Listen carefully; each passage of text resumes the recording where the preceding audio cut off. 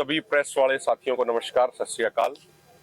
हम पुनः प्रेस के सभी साथियों का धन्यवाद करते हैं, आपके आभारी हैं जो आप हमारी आवाज को देश और दुनिया के कोने कोने तक लेके जा रहे हैं। आज आपको पता ही है कि सरदार जगजीत सिंह डल्लेवाल जी के आमरण अनशन का 36वां दिन है और उनकी सेहत में लगातार गिरावट आ रही है। जो अनशन शुरू करने से पहले जो उनका शरीर था, आज उसका मात्र 35 से 40% ही शरीर रह गया है।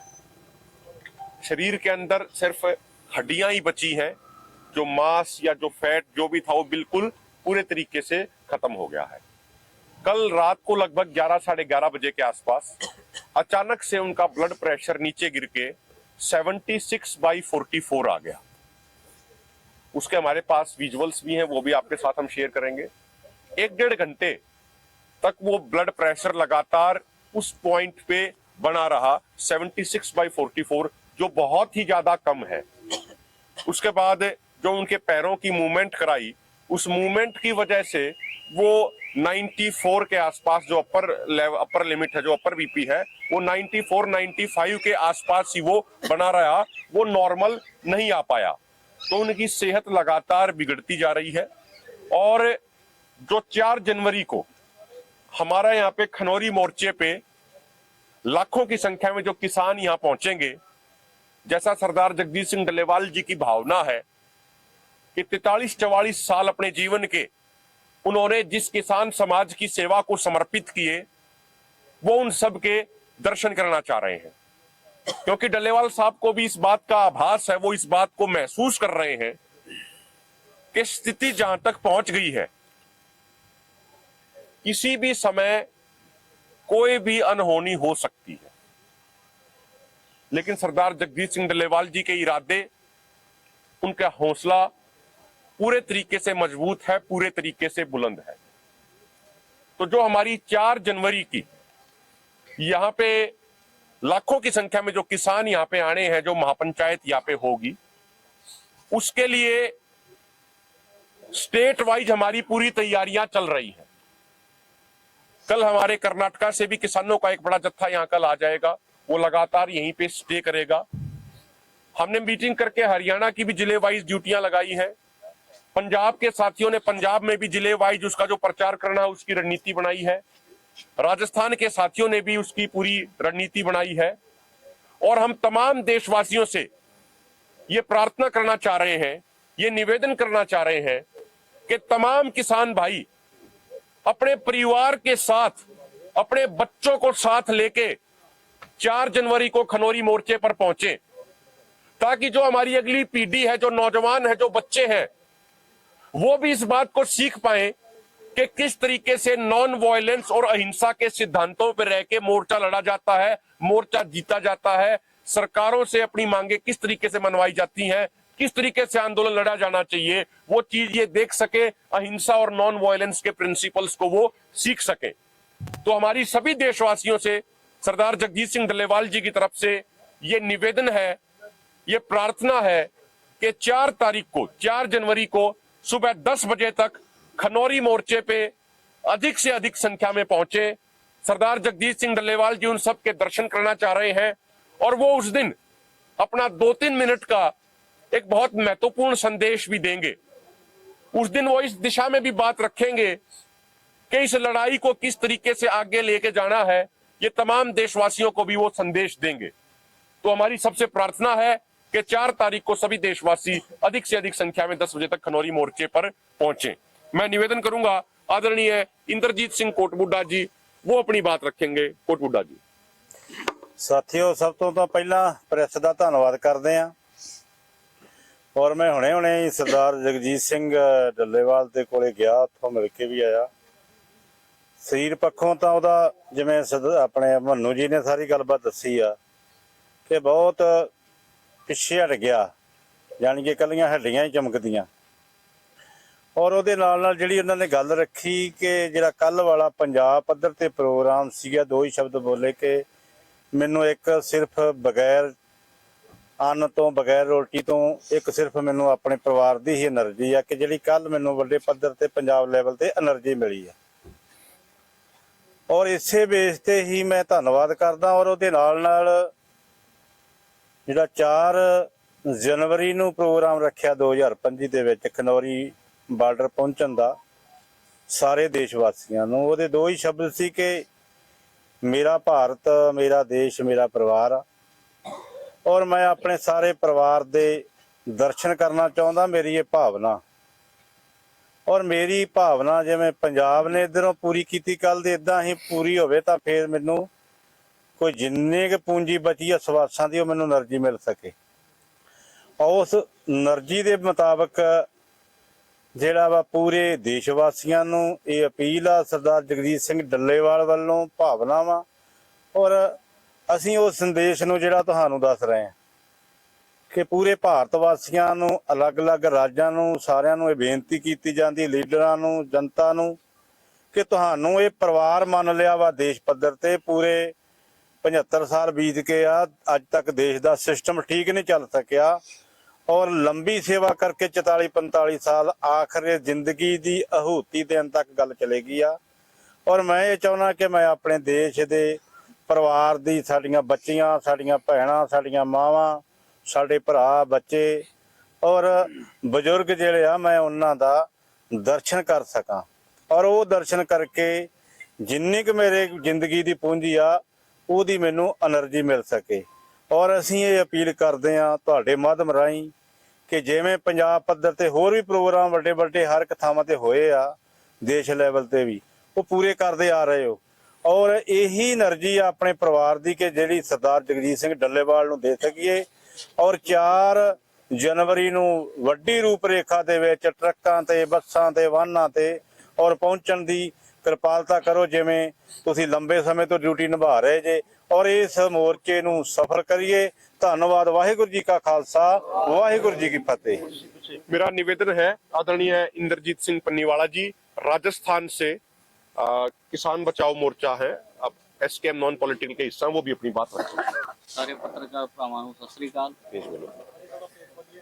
ਸਾਰੇ ਪੱਤਰਕਾਰ ਭਰਾਵਾਂ ਨੂੰ ਸਤਿ ਸ੍ਰੀ ਅਕਾਲ। ਮੈਂ ਸਿਰਫ ਇੰਨਾ ਹੀ ਕਹਿਣਾ ਚਾਹੂੰਗਾ ਵੀ ਆ ਜਿਹੜਾ ਪੰਜਾਬ 'ਚ ਮੋਰਚਾ ਲੱਗਿਆ ਖਨੌਰੀ, ਇਸ 'ਚ ਵੱਡੇ ਪੱਧਰ ਤੇ ਰਾਜਸਥਾਨ ਤੋਂ ਕਿਸਾਨ ਭਰਾ ਆਉਣਗੇ, ਕਿਉਂਕਿ ਅਸੀਂ ਰਾਜਸਥਾਨ 'ਚ ਵੀ ਰਤਨਪੁਰਾ ਬਾਰਡਰ ਤੇ ਮੋਰਚਾ ਲਾ ਰੱਖਿਆ, ਉਸ ਤੇ ਪ੍ਰਚਾਰ ਸ਼ੁਰੂ ਹੋ ਚੁੱਕਾ ਆਉਣ ਵਾਲੇ ਦਿਨਾਂ 'ਚ। ਔਰ ਮੈਂ ਕਹੂੰਗਾ ਵੀ 4 ਤਰੀਕ ਨੂੰ ਵੀ ਤੁਸੀਂ ਵੇਖੋਗੇ ਬਹੁਤ ਵੱਡੀ ਸੰਖਿਆ 'ਚ राजस्थान के किसान भी ऐसे आते हैं। वाहिगुरू जी खालसा, वाहिगुरू। लखविंदर सिंह औलख जी। पत्रकार साथियों, सबसे पहले आपका धन्यवाद जो रात को भी आप सारी रात तक जाग के इस मोर्चे की कवरेज को दुनिया तक, देश तक लेके जा रहे हो। क्योंकि कल कोई इनपुट आए थे भी डीएमसी लुधियाना में और राजेंद्रा मेडिकल कॉलेज पटियाला में फोर्सेज बढ़ाई गई हैं, उनको देखते हुए हमें आशंका सी भी रात को कहीं जो सरदार जगजीत सिंह डल्लेवाल जी को जबरी यहाँ से उठाया जा सकता है। लेकिन हमारे वॉलंटियरों ने, हरियाणा से बड़ी गिनती में भी हमारे युवा साथी आए, पंजाब के नज़दीक वाले गांवों से, राजस्थान के साथियों ने, सब ने मिलकर पूरा मुस्तैदी से कल जो है अपना पहरा रखा। और उसके साथ साथ जो पंजाब बंद हुआ है, उस पंजाब बंद का भी असर सरकारों पर ऐसा हुआ भी उन्होंने ये ऐसी कोताही नहीं करी और जो मोर्चे पर कोई जबरदस्ती करके डल्लेवाल जी को उठा सकें। तो एक फिर से हमारी भी अपील है, जैसे हरियाणा की पूरी भागीदारी है इस आंदोलन में, दिन रात का वो इस आंदोलन के साथ 13 फरवरी से ही जुड़े हुए हैं। और जब से 26 नवंबर से सरदार जगजीत सिंह डल्लेवाल जी आमरण अनशन पर है, उससे भी साथी साथ दे रहे हैं। तो हमारा फर्ज बनता है, जैसे पंजाब में एक माहौल बना भी सभी ने मिलकर पंजाब बंद किया है, तो हमारा भी फर्ज बनता है पूरे देश का भी, हम भी दोनों इंद्रजीत सिंह कोटपुट और मैं दोनों डल्लेवाल जी के पास से ही आ रहे हैं। हमारा फर्ज बनता है उनका जो भावना है, उन भावना की कदर करते हुए हम सभी ज्यादा से ज्यादा संख्या में 4 जनवरी को खनौरी मोर्चे पर पहुंचे। खनौरी मोर्चे पर उम्मीद करते हैं लाखों की संख्या में किसान, मजदूर और आवाम पहुंचेगा, जो एक इस आंदोलन की एक नई दिशा तय करके जाएगा। धन्यवाद। सुरजीत सिंह फूल जी। हमारा इधर ही चला जा। इधर आ जा। सुरजीत जी, संक्षिप्त शब्दों में 2-2.5 मिनट। नहीं, दो मिनट लगेंगे। 2 मिनट। पत्रकार साथियों, कल वाला जो पंजाब बंद सफल पंजाब बंद होया मुकम्मल, उन्हें 3 गल्लां बहुत क्लीयर करतियां, जिहड़ियां कि ਪੰਜਾਬ ਦੇ ਚ ਸਾਫ਼ ਹੋਣੀਆਂ ਜ਼ਰੂਰੀ ਸੀ। ਪਹਿਲੀ ਤਾਂ ਜੋ ਇਹ ਕਿਹਾ ਜਾ ਰਿਹਾ ਸੀਗਾ, ਬਹੁਤ ਜਿਹੜੀ ਮਰਨ ਵਰਤ ਵਾਲੀ ਜਿਹੜੀ ਇਹ 26 ਨਵੰਬਰ ਤੋਂ ਸ਼ੁਰੂ ਕੀਤਾ ਘੋਲ ਦਾ ਇੱਕ ਢੰਗ ਕਹਿ ਲਓ, ਇੱਕ ਫਾਰਮ ਹੈ। ਕਿਹਾ ਜਾ ਰਿਹਾ ਸੀਗਾ ਵੀ ਇਹ ਸਿੱਖੀ ਰਵਾਇਤਾਂ ਅਨੁਸਾਰ ਨਹੀਂ, ਜਾਂ ਇਹ ਹੋਰ ਕਈ ਕਿਸਮ ਦੀਆਂ ਵੀ ਇਹ ਠੀਕ ਨਹੀਂ, ਫਾਰਮ ਨਹੀਂ ਢੁਕਵੀਂ। ਪੰਜਾਬ ਦੇ ਲੋਕਾਂ ਨੇ ਕੱਲ ਮੋਹਰ ਲਾਤੀ ਇਸ ਤੇ ਵੀ ਇਹ ਜਿਹੜੀ ਫਾਰਮ ਹੈ, ਇਹ ਢੰਗ ਹੈ, ਇਹ ਵੀ ਇੱਕ ਅਸਰਦਾਇਕ ਕੁਰਬਾਨੀ ਵਾਲਾ ਢੰਗ ਹੈ। ਇਹਨੂੰ ਪੰਜਾਬ ਦੇ ਸਮੁੱਚੇ ਲੋਕਾਂ ਨੇ ਉਸ ਤੇ ਮੋਹਰ ਲਾਤੀ। ਦੂਸਰਾ ਜੋ ਨਰੇਟਿਵ ਫੈਲਾਇਆ ਜਾ ਰਿਹਾ ਸੀਗਾ ਵੀ ਕੁਝ ਕੁ ਬੰਦਿਆਂ ਨੇ, ਕੁਝ ਕੁ ਜਥੇਬੰਦੀਆਂ ਨੇ ਸ਼ੁਰੂ ਕਰ ਲਿਆ ਤੇ ਇਸ ਕਰਕੇ ਪੰਜਾਬ ਦੇ ਲੋਕਾਂ ਦਾ ਸਮਰਥਨ ਨਹੀਂ ਮਿਲ ਰਿਹਾ, ਸਾਰੇ ਵਰਗਾਂ ਦਾ ਹੁਣ ਤੱਕ ਨਹੀਂ ਸਮਰਥਨ ਮਿਲ ਜਾਂਦਾ।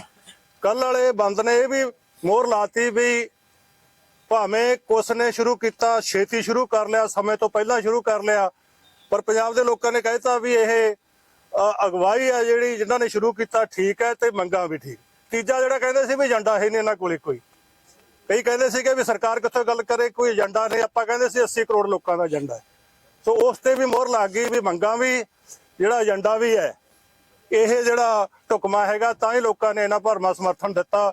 ਜਿਨ੍ਹਾਂ ਨੂੰ ਨਹੀਂ ਵੀ ਕਿਹਾ ਸੀਗਾ, ਬਾਜ਼ਾਰ ਬੰਦ ਕੀਤੇ, ਆਪਣੇ ਮੁਹਾਰੇ ਬੰਦ ਕਰਕੇ ਪੂਰੀ ਫੁੱਲ ਸਮਰਥਨ ਕੀਤਾ। ਤਿੰਨ ਗੱਲਾਂ ਦਾ ਜਿਹੜਾ ਰੇੜਕਾ ਸੀਗਾ, ਉਸ ਬੁੱਧੀਜੀਵੀ ਵੀ ਜਿਹੜੇ ਥਾਉਂਦੇ ਹੁੰਦੇ ਸੀਗੇ ਵੀ ਇਹ ਗੱਲਾਂ ਨਹੀਂ, ਉਹ ਸਾਰਿਆਂ ਦਾ ਜਵਾਬ ਹੈ ਜਿਹੜਾ ਕੱਲ ਵਾਲੇ ਬੰਦ ਨੇ देता। सारे का ਅਸੀਂ ਧੰਨਵਾਦ ਕਰਦੇ ਹਾਂ। ਵਾਹਿਗੁਰੂ जी का खालसा, वाहिगुरू जी की फतेह। किसी साथी का, पत्रकार भाई का कोई सवाल हो, किसी का कोई? सुप्रीम कोर्ट में सुनवाई हुई है, पंजाब सरकार को 3 दिन का और समय मिल गया, तो किस तरह से आप देखते हैं? वो कह रहे हैं कि कल पंजाब बंद था इसलिए नहीं हुआ, और डल्लेवाल साहब को लेकर उनकी जो टिप्पणियां थी आपने सुनी? देखो, आज हमने जो पूरी माननीय सुप्रीम कोर्ट के अंदर जो सुनवाई हुई है उस विषय पे, उसको हमने पूरे को भी स्टडी किया, उसका पूरा जो एनालिसिस किया है, उससे एक बात निकल के आती है कि 2-3 दिन पहले जिस तरीके से एक रुख था, आज रुख थोड़ा सा उससे थोड़ा सा भिन्न था, थोड़ा सा उससे अलग था। तो सभी संवैधानिक संस्थाओं ने भी ये देखा, सरकारों ने भी ये देखा कि यहाँ पे नौजवान और किसान बड़ी संख्या में यहाँ पे सरदार जगजीत सिंह डल्लेवाल जी की सिक्योरिटी में, पहरेदारी में तैनात है। और ये पिछले 2-3 दिन की बात नहीं है, पिछले 9-10 दिनों से मोर्चे पर हमला करके सरदार जगजीत सिंह डल्लेवाल जी को गिरफ्तार करने का प्रयास किया जा रहा था। लेकिन हर दिन, हर रात जो नौजवानों ने, किसानों ने जो ड्यूटियां दी हैं, जो पहरेदारी दी है, जो विशेषकर रात के समय पंजाब हरियाणा से जो नौजवान आते हैं अपनी ड्यूटी समझ के, ये समझ के कि सरदार जगजीत सिंह डल्लेवाल जी उनके भविष्य को बचाने की लड़ाई लड़ रहे हैं, उसके कारण केंद्र सरकार और राज्य सरकारों का मुंह उल्टा हुआ है, मुंह उनका मुड़ा है। और इसीलिए हम ये कहते हैं कि भाई चाहे रुख कोई भी रहा हो सुनवाई के दौरान, हमें अपनी मुस्तैदी में किसी तरीके की कोई भी ढिलाई नहीं बरतनी। जैसे पिछले 10 दिनों से पहरेदारी, सिक्योरिटी की जा रही है, उसी तरीके से आगे हम जारी रखेंगे। ਅਭਿਮਨਿਊ ਜੀ, ਕੱਲ ਜਦੋਂ ਪੰਜਾਬ ਬੰਦ ਸੀਗਾ ਉਦੋਂ ਕਾਫੀ ਲੋਕਾਂ ਨੂੰ ਦਿੱਕਤਾਂ ਵੀ ਆਈਆਂ, ਕੁਝ ਐਮਰਜੈਂਸੀ ਸੇਵਾਵਾਂ ਦੀ ਪ੍ਰਭਾਵ ਪਿਆ ਸੀਗਾ। ਕਾਫੀ ਵੀਡੀਓ ਸੋਸ਼ਲ ਮੀਡੀਆ ਤੇ ਲਗਾਤਾਰ ਵਾਇਰਲ ਹੋ ਰਹੀਆਂ ਨੇ ਕਿ ਕੁਝ ਲੋਕ ਜੋ ਐਮਰਜੈਂਸੀ ਤੌਰ ਤੇ ਬਾਹਰ ਜਾ ਰਹੇ ਸਨ, ਉਹਨਾਂ ਨੂੰ ਵੀ ਰੋਕਿਆ ਗਿਆ। ਕੋਈ ਇਹੋ ਜਿਹੀ ਰਿਪੋਰਟ ਆਈ ਹੈ ਤੁਹਾਡੇ ਕੋਲ? ਦੇਖੋ, ਹੋਰ ਐਡ ਕਰ ਲਿਓ, ਉਹਦੇ ਵਿੱਚ ਪੁਆਇੰਟ ਇਦਾਂ ਦੇ ਸੀ ਜਿਹੜੇ ਤੁਸੀਂ ਦੱਸੇ ਵੀ ਨਹੀਂ ਪਹਿਲਾਂ, ਐਸਕੇਐਮ ਨੋਨ ਪੋਲੀਟੀਕਲ ਲੱਗੇ ਉਹ ਬੰਦ ਕਰਨੇ ਆ, ਉੱਥੇ ਵੀ ਉਹਨਾਂ ਨੌਜਵਾਨਾਂ ਨੇ ਬੰਦ ਕੀਤਾ ਸੀ ਆਪਣੀ ਮਰਜ਼ੀ ਦੇ ਨਾਲ, ਜਿਸ ਤੋਂ ਬਾਅਦ ਜ਼ਿਆਦਾ ਦਿੱਕਤ ਆਈ।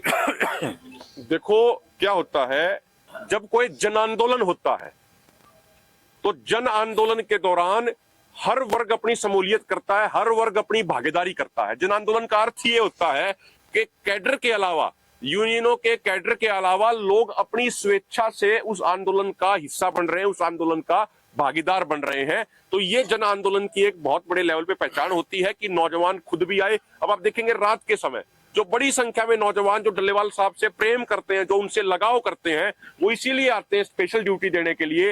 दिन में अपना काम करते हैं, नौकरियां करते हैं, अपनी खेती संभालते हैं, रात को ड्यूटी देने के लिए आते हैं, क्योंकि वो ये एक जन आंदोलन बन चुका है। डल्लेवाल साहब की जो आवाज है वो पूरे देश में, खासकर पंजाब हरियाणा के कोने कोने तक जा रही है। और जहां तक आपने पूछा कि भाई कोई इमरजेंसी सेवाओं में कोई समस्या आई, कोई दिक्कत आई, देखिए हमारे पास अभी इस तरीके की कोई रिपोर्ट हमारे सामने नहीं आई है। लेकिन फिर भी हम ये भी जरूर स्पष्ट करना चाहते हैं कि सख्त हिदायत थी और उसको लागू भी किया गया है कि कोई इमरजेंसी सेवा ना रोकी जाए। कोई शादी के कार्यक्रम भी थे, उनको भी जाने दिया गया है। लेकिन फिर भी अगर जाने अनजाने में कहीं कोई एक आधी जगह अगर किसी साथी को कोई इमरजेंसी सेवा में भी कोई असुविधा हुई हो तो उसके लिए हम दोनों फोरम क्षमा भी मांगते हैं। लेकिन इस तरीके की कोई भावना हमारे किसी भी किसान साथी की या किसी भी आंदोलनकारी की ना तो पहले रही ना आगे रहेगी। बाकी 200 ਪੁਆਇੰਟਾਂ ਤੇ ਇਹ ਮਤਲਬ ਰੋਕੀ ਗਈ ਆ ਰੋਡ ਤੇ ਜਿਹੜਾ ਮੀਡੀਆ ਰਾਹੀਂ ਵੀ ਆਇਆ, ਜੇ ਸਾਰੀਆਂ ਵੀ ਗਿਣ ਲਈਏ ਜਿਹੜੀਆਂ ਤੁਸੀਂ ਕਹਿੰਦੇ ਆ ਵੀ ਉਹ ਗੜਬੜ ਹੋਈ ਹੈ ਤਾਂ ਉਹ 3 ਜਾਂ 4 ਤੋਂ ਵੱਧ ਨਹੀਂ ਹੋਣੀ। ਸੋ ਐਡੇ ਵੱਡੇ 200 ਪੁਆਇੰਟ ਰੁਕੇ ਹੋਣ, 550 ਬੱਸਾਂ ਬੰਦ ਹੋ ਗਈਆਂ ਹੋਣ, 170 ਟ੍ਰੇਨਾਂ ਬੰਦ ਹੋ ਗਈਆਂ ਹੋਣ, ਉਹਦੇ ਵਿੱਚ ਐਡੀ ਕਿ 2 ਜਾਂ 4 ਹੋ ਜਾਣੀਆਂ ਕੋਈ ਗੈਰ ਸੁਭਾਵਿਕ ਨਹੀਂ। ਪਰ ਫਿਰ ਵੀ ਅਸੀਂ ਜੇ ਕੋਈ ਅਸੁਵਿਧਾ ਹੋਈ ਹੈ ਉਹਦੀ ਅਸੀਂ ਖਿਮਾ ਦੋਨੇ ਫੋਰਮਾਂ ਵੱਲੋਂ ਮੰਨਦੇ ਹਾਂ। 3 तारीख को सुप्रीम कोर्ट की बनाई कमेटी का जो गठन हुआ था उसकी मीटिंग है। एसडीएम ने कहा कि हम जा रहे हैं, तो आपके जो दोनों फॉर्म जाएंगे? देखो, ना तो हमें 3 तारीख के लिए दोनों फॉर्मों को चिट्ठी आई। जब पिछली बार चिट्ठी आई थी हमने अपना स्टैंड क्लियर किया था। हमने ये स्पष्ट तौर पे कहा था कि हमारी मांगे केंद्र सरकार से हैं और हम जो भी बातचीत करेंगे भविष्य में वो माननीय केंद्र सरकार से ही करेंगे। केंद्र सरकार को ही हमारी मांगों को पूरा करना है और उस विषय में सरदार जगजीत सिंह डल्लेवाल जी द्वारा एक लिखित चिट्ठी थी, वो भी उस कमेटी को भेज दी गई थी कि उस समय उनके अनशन को लंबा समय हो गया था। उसके बाद जाके कमेटी ने थोड़ी थोड़ी अपनी सक्रियता दिखाई थी। अब जहां तक किसी दूसरे ऑर्गेनाइजेशन का सवाल है तो देखिए, कमेटी भी स्वतंत्र है, वो जिसको चाहे उसको बातचीत के लिए बुला सकती है, जिसका वो पक्ष सुनना चाहे जानना चाहे उनको वो बुला सकती है। उसके लिए माननीय सुप्रीम कोर्ट की कमेटी भी स्वतंत्र है और जो ऑर्गेनाइजेशन अगर वहां जाना चाह रहे हैं अपनी बात रखने के लिए वो भी स्वतंत्र है। हम उस पर कोई टिप्पणी नहीं करना चाहेंगे। देखिए, हमने पिछली बार ही स्टैंड क्लियर कर दिया था कि हमारी जो भी बातचीत होगी वो केंद्र सरकार से होगी, क्योंकि केंद्र सरकार ही वो अथॉरिटी है जो हमारी मांगों को पूरा करेगी। भाई, संसद की रिपोर्ट आ गई, अगर हम कमेटियों की रिपोर्टों की बात करें तो संसद की कमेटी ने पूर्ण बहुमत से रिपोर्ट दे दी अपनी कि एमएसपी गारंटी कानून बनना चाहिए। जो सुप्रीम कोर्ट की कमेटी उसने अपनी इंटरिम रिपोर्ट में कह दिया कि एमएसपी गारंटी कानून बनना चाहिए। 2011 में माननीय प्रधानमंत्री जी जब मुख्यमंत्री होते थे उन्होंने कंज्यूमर अफेयर कमेटी के चेयरमैन होने के नाते कह दिया कि एमएसपी की गारंटी होनी चाहिए। 2006 में जब यूपीए की सरकार थी उस समय एक आयोग ने ही, कमीशन जो आयोग होता है वो कमेटी से बहुत बड़ा और पावरफुल होता है, तो जो सेंट्रल गवर्नमेंट द्वारा आयोग बनाया गया था उसने 2006 में रिपोर्ट अपनी दे दी कि स्वामीनाथन आयोग की रिपोर्ट लागू होनी चाहिए, C2+50% फार्मूले के अनुसार फसलों का एमएसपी मिलना चाहिए। तो ये सारी चीजें जब क्लियर हो गई, सारी चीजें बिल्कुल, तो अब हमारी जो डिमांड है वो सेंट्रल गवर्नमेंट से है और अब सेंट्रल गवर्नमेंट को पॉलिटिकल विल पावर की जरूरत है। ये पॉलिटिकल फैसला है कि एमएसपी गारंटी कानून वो सरकार बनाएगी या नहीं बनाएगी। बाकी एक्सपर्ट्स की सारी रिकमेंडेशन आ चुकी हैं जो एमएसपी गारंटी कानून के हक में है, उसके पक्ष में। ये पंजाब सरकार के जो अधिकारी आए हैं, कोई चर्चा है कि केंद्र से बातचीत का कोई चर्चा चल रही है कि आज कल में चिट्ठी आ सकती है, पंजाब सीएम आ सकते हैं, ये अफवाहें हैं या अभी कोई सोर्सेज से आपके पास? देखिए, दोनों फोरम बड़ी जिम्मेदारी से आंदोलन लड़ रहे हैं और आप भी सारे एक जिम्मेदार पत्रकार साथी हैं।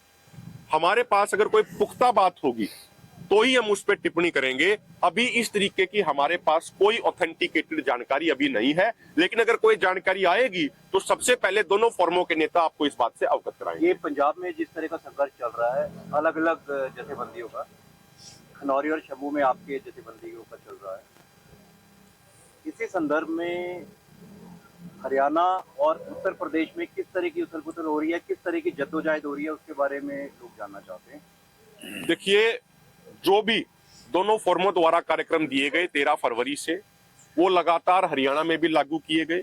अभी सरदार जगजीत सिंह डल्लेवाल जी का अमरण अनशन शुरू होने के बाद जो ट्रैक्टर मार्च के कार्यक्रम दिए गए, जिले लेवल पे धरना प्रदर्शन के कार्यक्रम दिए गए, वो तमाम स्टेटों में लागू हुए। तमिलनाडु में 31 जगह रेल रोकी गई है इसी आंदोलन के दौरान डल्लेवाल साहब के समर्थन में, उनके आमरण अनशन के हक में। 6 दिसंबर से कर्नाटका की राजधानी बेंगलोर में रोजाना 100 किसान क्रमिक अनशन पे लगातार बैठ रहे हैं। जो चीज पिछले आंदोलन के दौरान नहीं हुई थी वो इस आंदोलन के दौरान हुई। उत्तर प्रदेश के अंदर भी रेल रोकी गई, वो इसी आंदोलन के दौरान हुआ है।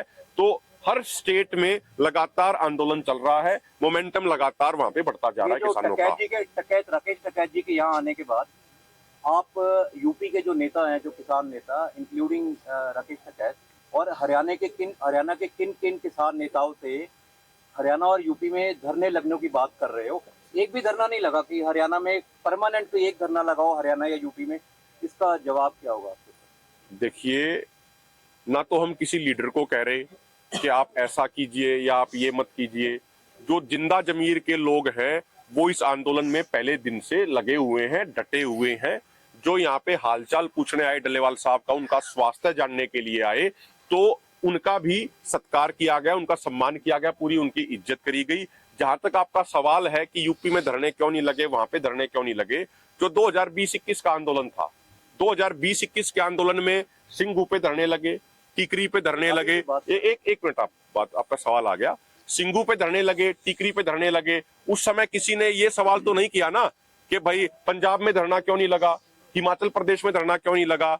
जहां पे पुलिस द्वारा एक्सेसिव फोर्स इस्तेमाल करी गई, बहुत ज्यादा ब्रूटलिटी बरती गई, पिछली बार जहां बरती गई वहीं पे धरना लगा। अब की बार जहां उन्होंने बहुत ज्यादा एक्सेसिव फोर्स का इस्तेमाल किया, वहां पे धरना लगा। यहाँ पे सभी राज्यों के किसानों की शमूलियत है और जो स्टेट लेवल के कार्यक्रम दिए जा रहे हैं, आप जाके देखिए, आप ग्राउंड लेवल पे अपनी असेसमेंट कीजिए कि वो स्टेट लेवल में वो प्रोग्राम हो रहे हैं नहीं हो रहे हैं। हम तो आपको फैक्चुअली बोल रहे हैं कि पिछले आंदोलन में उत्तर प्रदेश में कभी रेल नहीं रुकी, लेकिन इस आंदोलन में रेल रुकी है। आप वहां जाके उन सारे फैक्ट्स को चेक कीजिए, आपको सारी चीजें क्लियर हो जाएगी। आपका अपना ग्रुप, आपका अपना जो ये ऑर्गेनाइजेशन है, ये हरियाणा में प्रोटेस्ट कब शुरू करेगा? देखिए, आप उसी चीज को, मुझे लगता है कि आप एक पर्टिकुलर उस नरेटिव के साथ अगर कुछ मेरी आप बात सुनिए एक बार। आप कोई पर्टिकुलर, आपका कोई अलग से कोई सब्जेक्ट है तो आप उसमें क्लियर कर लीजिएगा। बाकी हरियाणा में आप चेक कीजिए ना, मैं कह रहा हूँ फैक्ट्स चेक कीजिए आप कि इस आंदोलन की तैयारी के लिए हरियाणा में कितने प्रोग्राम हुए, आंदोलन चलने के बाद कहां कहां महापंचायतें हुई, कहां कहां धरने प्रदर्शन हुए, कहां कहां ट्रैक्टर मार्च हुए, कहां कहां धरने लगे, कहां कहां कितनी बड़ी संख्या में कैंडल मार्च हुए। इसी आंदोलन की तैयारी के लिए तमाम जिलों में ट्रैक्टर मार्च हुए। 3 फरवरी को नारनौंद में बड़ी महापंचायत हुई, 6 फरवरी को सिरसा में हजारों किसानों का ट्रैक्टर मार्च हुआ, 2 फरवरी को फतेहाबाद में ट्रैक्टर मार्च हुआ, उसी समय अंबाला, कुरुक्षेत्र, करनाल सब जगह ट्रैक्टर मार्च हुए। शुभकर्ण सिंह की जब शहादत हुई, जब 13 फरवरी को यहाँ पे आए, तो हरियाणा में 50,000 की पैरामिलिट्री फोर्स थी। कम से कम 500 हमारे साथियों को, अलग अलग संगठनों के साथियों को गिरफ्तार किया गया। उसके बावजूद हजारों की संख्या में हरियाणा के किसान यहाँ पे थे। 22 मार्च को शुभकर्ण सिंह का श्रद्धांजलि समारोह हिसार में हुआ, 31 तारीख को अंबाला में हुआ। उसके बाद 19 मई को कैथल में बहुत बड़ी एक महारैली हुई। 15 सितंबर को उचाना में महापंचायत बहुत बड़ी हुई, जिसमें लाखों किसानों ने देश भर से शमूलियत करी। कुरुक्षेत्र के पीपली में हुई। तो लगातार जो दोनों फोरमों के कार्यक्रम है वो लगातार लागू हो रहे हैं। फूल साहब, तो एक सवाल है मेरा, आप इतने आप बाद में कर लीजिएगा। हाँ जी, ये सवाल है जी। फूल साहब,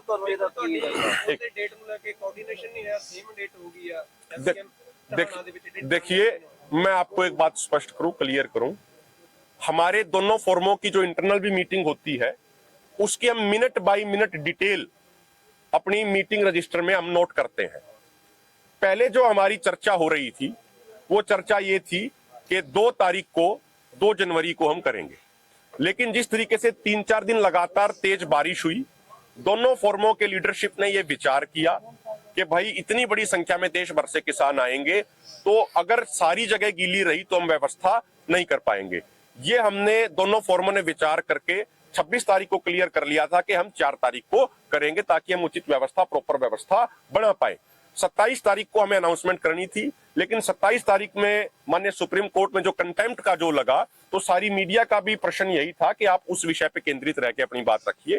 तो 27 तारीख को वो बात रखी गई। 28 तारीख को हमने ये घोषणा कर दी, 28 तारीख को। और जहां तक बात है, देखिए, हमें तो रोजाना भी कार्यक्रम देने पड़ रहे हैं, हर 2-2, 3-3 दिन में कार्यक्रम देने पड़ रहे हैं, क्योंकि दोनों फोरमों की तरफ से जो किसान नेता जगजीत सिंह डल्लेवाल हैं, वो बिल्कुल मौत की दहलीज पे खड़े हैं। हमारे लिए कोई सिंपल कार्यक्रम नहीं है, हमारे लिए करो या मरो के कार्यक्रम है। हो सकता है हमें रोजाना कार्यक्रम देने पड़े, लगातार हम तो कार्यक्रम देते आ रहे हैं। तो हमने दोनों फोरमों की भावना के अनुसार दोनों फोरमों ने अपना निर्णय किया कि 4 तारीख को हम यहाँ पे बड़ी संख्या में लोग पहुंचेंगे, बड़ी संख्या में एक गैदरिंग करेंगे। ये सरदार जगजीत सिंह डल्लेवाल जी की भावना थी, उसी को लागू करने का कार्य कर रहे हैं। फूल साहब, डॉक्टर दर्शनपाल ने अरे आप 1-to-1 कर लीजिएगा साहब, ठीक है? कॉल पे है एक कि मिनट, सारी 1-to-1 कर लेंगे। सर ਤੁਸੀਂ 1-to-1 कर ले होर 1-to-1 सवाल आप पूछ लीजिएगा सारे सवाल, ठीक है? फूल साहब ने तुसी बोलना नहीं दे रहे, तुसी प्लीज नहीं, कोई नहीं, कर रहा हैगा। आप 1-to-1 कर लीजिएगा भाई। प्रेस कॉन्फ्रेंस ਤੇ ਬੈਠੇ ਹੋ, ਮੈਂ ਤੁਹਾਨੂੰ ਇੱਕ ਸਵਾਲ ਕਰਨਾ ਹੈਗਾ।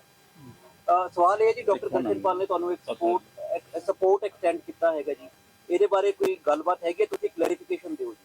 ਦੇਖੋ ਜੀ, ਉਹਨਾਂ ਨੇ ਬਿਨਾਂ ਸ਼ਰਤ ਕੱਲ ਵਾਲਾ ਜੋ ਪੰਜਾਬ ਬੰਦ ਹਾਂਜੀ, ਹੈਗਾ ਉਸੇ ਨੂੰ ਲੈ ਕੇ। ਉਹਦੇ ਸੰਗਠਨ ਨੇ ਭਰਪੂਰ ਸਮਰਥਨ ਦਿੱਤਾ ਬੰਦ ਕਰਾਉਣ ਦੇ ਵਿੱਚ। ਹਾਂਜੀ ਹਾਂਜੀ। ਅਸੀਂ ਦੋਨੇ ਫੋਰਮਾਂ ਵੱਲੋਂ ਇਹਦਾ ਸਵਾਗਤ ਕਰਦੇ ਹਾਂ, ਉਹਦਾ ਧੰਨਵਾਦ ਕਰਦੇ ਹਾਂ ਜੀ। ਤੇ ਯੂਨਿਟੀ ਕਾਲ ਨੂੰ ਲੈ ਕੇ ਇਹ ਤੁਹਾਨੂੰ ਲੱਗਦਾ ਹੈ ਇੱਕ ਇੰਡੀਕੇਟਰ ਹੈਗਾ ਜੀ, ਇਹ ਕੋਈ ਇੰਡੀਕੇਸ਼ਨ ਹੈਗਾ ਕਿ ਆਉਣ ਵਾਲੇ ਸਮੇਂ 'ਚ ਕੋਈ ਯੂਨਿਟੀ ਕਾਲ ਨੂੰ ਲੈ ਕੇ ਸੰਭਾਵਨਾ ਬਣ ਸਕਦੀ ਹੈ 4 ਤਰੀਕ ਦੀ ਰੈਲੀਆਂ ਤੋਂ ਬਾਅਦ ਦੋਨੋਂ ਪਾਸੇ? ਠੀਕ ਹੈ ਜੀ, ਦੋ ਉਹਨਾਂ ਦੇ ਐਸਕੇਐਮ ਦੇ ਦੋ ਸੰਗਠਨਾਂ ਨੇ ਕੱਲ ਪੰਜਾਬ ਬੰਦ ਦੇ ਵਿੱਚ ਭਰਪੂਰ ਸਹਿਯੋਗ ਦਿੱਤਾ। ਹਾਂਜੀ। ਡਕਾਉਂਦੇ ਵਾਲੀ ਜਥੇਬੰਦੀ ਦੇ ਜਿਹੜਾ ਮਨਜੀਤ ਸਿੰਘ ਧਨੇਰ ਨੇ ਤੇ ਦਰਸ਼ਨਪਾਲ ਨੇ। ਅਸੀਂ ਉਮੀਦ ਕਰਦੇ ਹਾਂ ਵੀ ਬਾਕੀ ਸੰਗਠਨ ਵੀ ਆਉਣ ਤੇ ਏਕਤਾ ਵੱਲ ਜਿਹੜੀ ਹੈਗੀ ਹੈ ਅਗਲੀ ਪੜਾਂਗ ਪੁੱਟੀ ਜਾ ਸਕੇ। ਧੰਨਵਾਦ।